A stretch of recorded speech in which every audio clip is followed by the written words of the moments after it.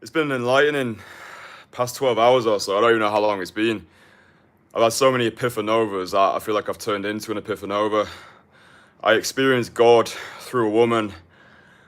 Yeah, I just wanted to document and put this out there for the people who are ready to receive it. I appreciate 93% of my audience are probably not ready to receive this message because I think a lot of you are still in the place that I started when I started my journey of personal renaissance, my pursuit towards masculine excellence 4 years ago when I was living in that grotty apartment in central Leeds. I didn't know anything. I was an absolute moron. I looked like a turnip, dressed like a moron, couldn't pull a muscle. And I think the character development in myself, like, I'm honestly so proud of myself. I feel as though I'm operating in a market of one now. I really feel as though the art that I create on this channel is unparalleled, unmatched, and like I don't see any competition because nobody else is me. And I'm not saying that to be obnoxious or arrogant, even though there is a seasoning of that in there. But I truly believe I've transcended the entire game. And I think the stuff that I'm putting out onto the internet now, it's not even categorizable. You know, we talk about so many things on this channel that I don't know, I'm just ranting. But anyway, I experienced God through a woman. I feel as though last night I elevated, I really elevated, and I wanted to use this live stream to document it, and hopefully you can use it to at least inspire you. I don't expect you to go out and start having these experiences tomorrow, but I hope like this gives you something to shoot for, and also frees your mind and puts you on a better trajectory rather than falling down the toxic rabbit holes of the red pill or the black pill. Like, I've been buried deep in those rabbit holes. I've been buried deep, especially in the red pill dogma. Like, oh, be a high value man, looks, money, status. And I see it in so many guys' comments on the internet. I think so many guys have been brainwashed by the brain dead into wanting to want what other people have told them they should want to want. And it's created a poisonous culture, a toxicity within the masculine spirit where I think men think that no matter what they do, they're never going to be enough because they're not living up to the standards set by who? You know, like, set by who? Like, why are you trying to live by someone else's standards? Why do you think that building this physique and like making six figures and whatever, like, I truly think the true notion of being high value is defining what you want, and having unapologetic conviction behind the things that you actually want. But yeah, so I documented a date that I was on, the date that it didn't go like amazing, but I still learned a lot from it. So watch back the previous live streams. But yeah, yesterday's date was super interesting. I think this is going to be bookmarked in my Casanovian folklore. So anyway, I went on a date with a girl, absolute worldie. Like, if I was having a conversation with my former self from 4 years ago, I was like, Kristian, in 4 years' time, this is the caliber of girl you're going to be on a date with. I would have, to be honest, like, I would have probably been like, yeah, I can believe that, because I had irrational faith and delusional optimism in myself. But you know, you still have to pinch yourself sometimes. You know, I think you can increase the exterior all you want, but if you still feel like the ugly duckling inside, then you know the interior needs to catch up with the exterior. But anyway, on a date with this girl, it was just easy, like, in a good way. Do you know what I mean? You know, when you're just on a date with somebody and everything just feels effortless. It felt like we'd already known each other for like years. I just felt really comfortable in her company. She just continued to like talk and ask questions. She also wanted to practice her English, and we just made each other feel good. And I think this is the first epiphanova that I want to share with you. The toxicity behind the dogma of the red pill makes intersexual dynamics competitive rather than collaborative. And I fell down this path so many times on my journey where I felt as though I needed to be emotionally removed. I felt as though I needed to be emotionally detached. I felt as though I always needed to be gaming girls. Like, I never wanted to give myself fully. And it all comes back to the same reason. It's because I was scared of being hurt. That's it. If you really strip it all back, That's what all of this dogma, it's simply you trying to armor your heart because you're terrified of giving your all to a woman and for your all to not be enough. Yeah, that's the real shit right there. And that's what none of these red pill commentators will tell you. They're like, oh yeah, make money, get jacked, live this lifestyle. And really, I think a lot of it is simply cope for the perceived lack of self-worth and having a resistance to go all in your relationships with the feminine. But yesterday I was like, do you know what? Fuck all this nonsense. This girl sat across from me. She could have been anywhere else right now. She's decided to be on this date with me, and I'm gonna operate from a place of wholeness rather than from a place of lack. Like right there, that's what a real fucking man does, right? I don't want to use the terminology, but just so we're on the same page. If you want to be a high value guy, if you want to be a real man, if you want to be some fucking alpha, that's the secret sauce. You do what you want because it pleases you. Right? If I want to text a girl 2 minutes after I've received one of her messages, if I want to hold a door open for a girl, if I want to be on a date with a girl and just shower her with compliments because it pleases me to do so, I will fucking do that. Not because some bozo, some moron has been like, oh no, you have to wait 2 hours to text a girl. Oh, never show affection early on. Like, oh, shut the fuck up, you prick. You know nothing. You know nothing. Because like, all these guys who are like preaching on podcasts, writing books, all this fucking nonsense. They don't even like women. They don't even like women. They're just using women as a means to an end because they're so cripplingly insecure. They're terrified of getting hurt. So, oh, have multiple relationships with multiple women. No, the only reason you want multiple relationships with multiple women is because it's easy to have relationships, get the sex, but not have your heart broken, right? So all this fucking nonsense that guys are just swallowing up because some bald bloke with some sunglasses said, this is what you must do. And it's like, mate, come on.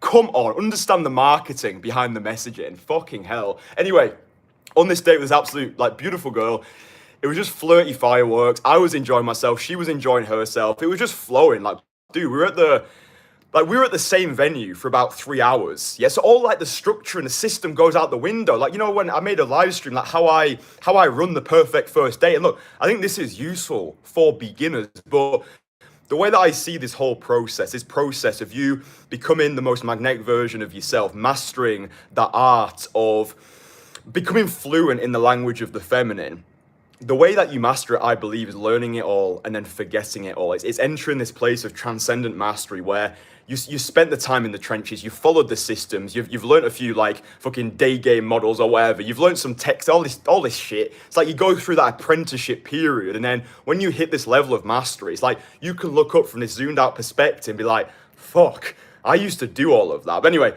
the date went amazing. I invited her back to my place. We came back here, we watched the movie, and then I've not felt that.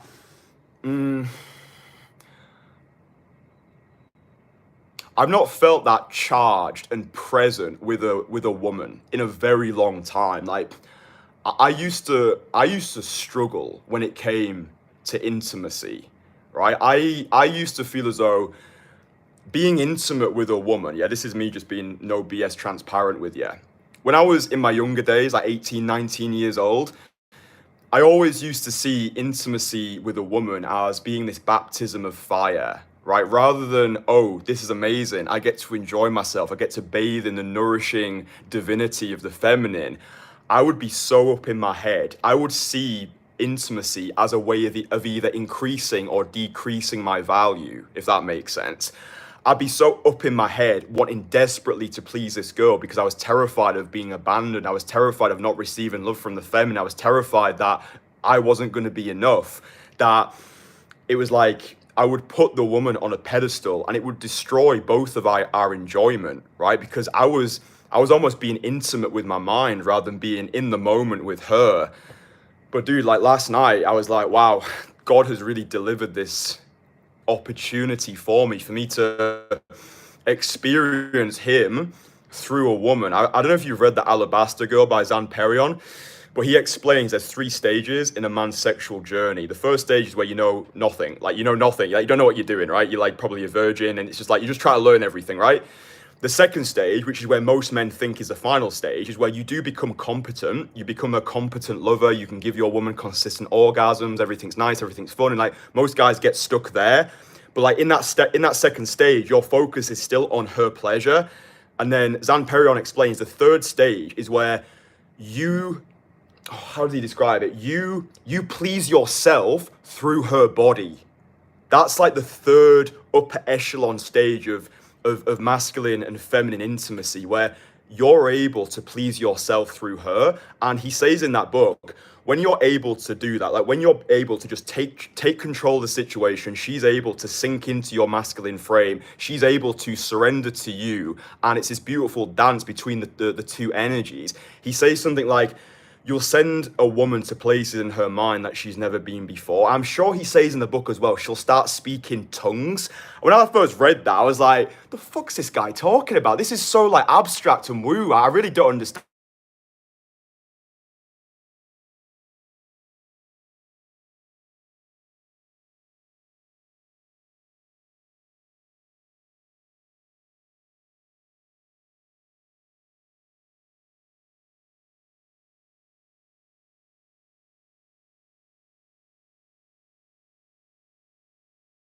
We're enjoying each other's company, we're enjoying the moment, we enjoy everything. And then she got to this point after about, I can't remember when it was, maybe like 30 minutes or so, where she started speaking a different language, right? She started speaking this other language, like she was shaking, it was just like fucking mind-blowingly ecstatic, it was this phantasmagorium of pleasure. I'm like, this is so fucking cool, but like, I'm so tapped into the moment, I'm just enjoying it. And then she starts speaking this different language, yeah? So I assume she's speaking Thai. So after we'd finished, I said to her, like, what were you saying as you were like releasing?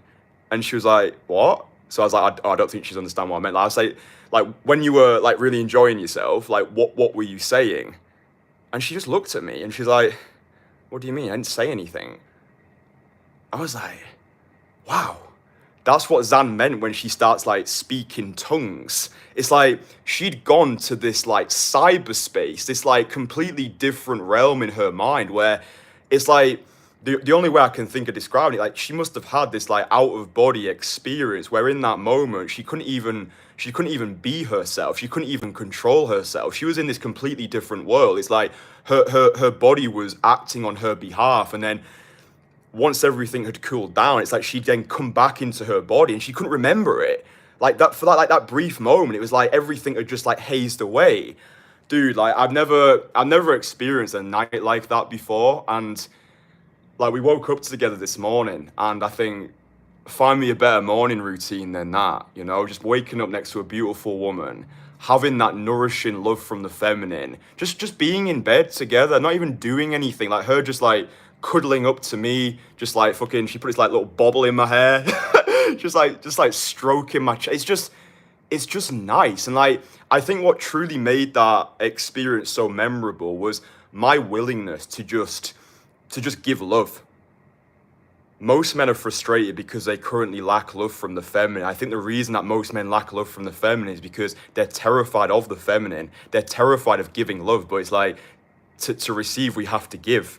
You can't receive love from the feminine if you're scared of the feminine. And I don't know, I always remember when I was going through my journey, when in my early days, I was getting like intimate with girls. I would struggle to get hard. I'd struggle to get an erection. Sometimes I would come really quickly. All of just that stuff that I think happens to a lot of guys, but most guys are actually too insecure to speak about it.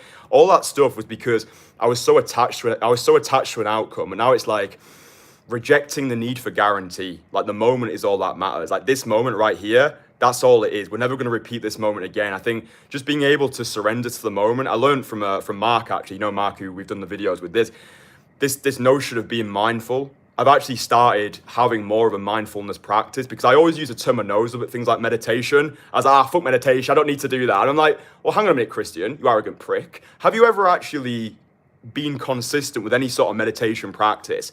Well, no, I haven't. Right, so how can you say it doesn't work? Or how can you say it's not for you? So shut the fuck up, you arrogant prick. Drop your ego. Why don't we just start being more mindful? Why don't we just start dedicating 10 minutes a day to just sitting with ourselves? And I think that then transfers over to our relationships with the family. Like when I was on the date, when we came back here, it was just like just this moment. That's all I was focused on. Like, that allowed me to experience God through a woman. And like, I just feel in this place now. I don't know if you can tell, but like, my aura is just like off the scale. I've just come back from boxing, by the way, so that's why I'm like sweaty. I don't know. I think I want to explore this notion more of just being able to give yourself completely, but having this sense of transcendent, and it's nuanced as well. I'm not saying that you need to become some like hopeless romantic, like giving flowers, like being a little simp and stuff. Like, hopefully you understand. It's like, it's just being this dominant guy who can take charge and own his reality. And it's like, when he finds women that he likes, he wants to invite them into his reality. And it's like, I don't know, it's just nice. It's just nourishing. I think, yeah, just it's all this nonsense, all this horrible bullshit dogma online. It's just killing guys. It's killing guys' relationships. But yeah, hopefully you can continue to learn from me and implement this stuff into your own life. I think, I don't know if there's any like practical thing you can take from this, but these live streams are just my attempt to learn out loud, and hopefully you can get inspired by them.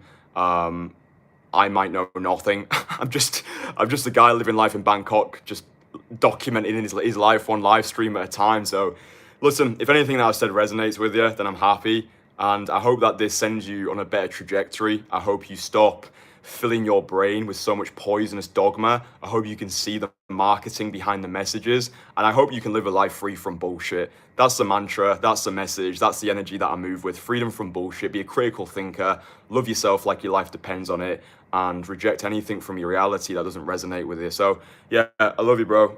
Don't die with your music still inside of you. I'll speak with you tomorrow. Fucking love you. All right, bye.